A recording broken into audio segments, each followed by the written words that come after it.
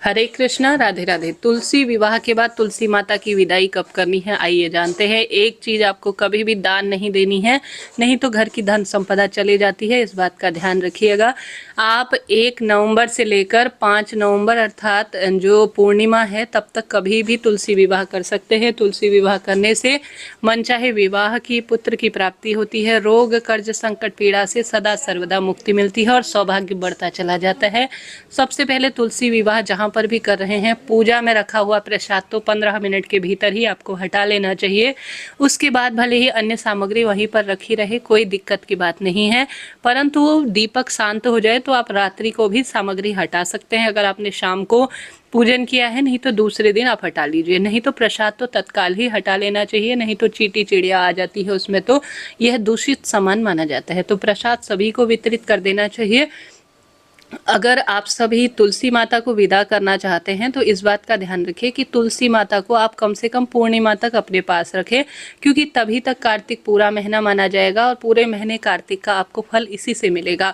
कहीं आप यह गलती ना करें कि आपने 1 या 2 नवंबर को तुलसी विवाह किया है और दूसरे दिन ही आप तुलसी को विदा कर रहे हैं, तो ऐसा नहीं, थोड़ा रुके। आपने प्रतीकात्मक तुलसी विवाह किया है तो पूरे कार्तिक महीने का तभी सुख मिलेगा जब पूरे जो है महीने इनका पूजन करेंगे शालिग्राम भगवान के साथ, तभी श्रेष्ठता रहेगी। आप सिर्फ पंडित जी को अभी दान दहेज के रूप में जो आपने वहां पर बर्तन रखे हुए हैं, दक्षिणा रखी है, सुहाग सामग्री रखी है, कन्यादान की कोई भी चीज अपने पास नहीं रखनी चाहिए। आपने तुलसी का कन्यादान किया है, इस चीज का आप ध्यान रखते हुए तुलसी माता को अभी विदा नहीं करें, अभी थोड़े दिनों रुके।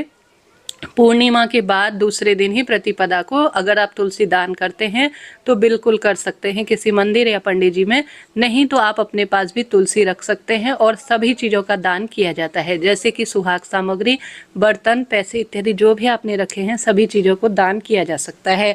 परंतु जो श्री नारायण को उड़ाया गया पीताम्बर रंग का जो पीला वस्त्र है, उसे किसी कन्या के विवाह की दिक्कत हो रही हो तो उसे दे देना चाहिए। तुलसी माता की चुनरी तो तुलसी माता पर ही उड़ा कर रखें।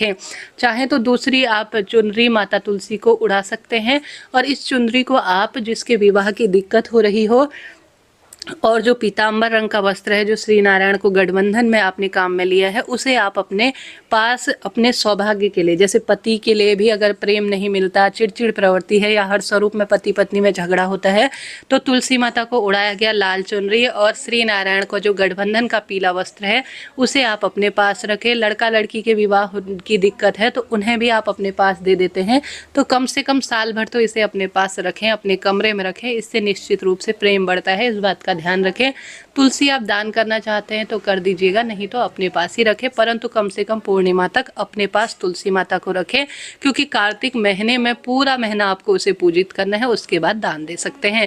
पूजा में चढ़ाई गई सब सामग्री को आपको अपने पास कुछ भी नहीं रखना है, इस बात का आप ध्यान रखें कि कहीं आप सोचे कि मैं सौभाग्य के लिए 1-2 चीज़ रख लेती हूँ, जैसे लक्ष्मी पूजा में हम रखते हैं, बट सावित्री व्रत में नहीं, यहाँ पर ऐसा नहीं किया जाता, इस चीज़ का आप ध्यान रखिएगा। सब चीज़ें दान दी जाती हैं, इसमें थोड़ा बहुत अपने पास से रखकर आप चीज़ों को दान दीजिएगा, ठीक है जी। इस तरह से यह जानकारी थी। वीडियो उपयोगी रही हो तो राधे राधे लिखिएगा, कोई प्रश्न हो तो आप पूछ सकते हैं। आपका अपना चैनल है, पंडित जी को सभी चीज़ें आप एक एक करके दान दे सकती हैं। कलश रखा है तो कलश के अंदर रखा हुआ जल घर में छिड़काव करें। कलश के अंदर 1 रुपये का सिक्का, हल्दी की गांठ इत्यादि रखी है तो अपने घर की तिजोरी में उसे रख सकते हैं। पुष्प चढ़ाए हुए हैं तो उन्हें आप अपने घर के ही गमले में छोड़ दीजिए, धरती से उत्पन्न वस्तु है, धरती में ही समाहित हो जाएगी।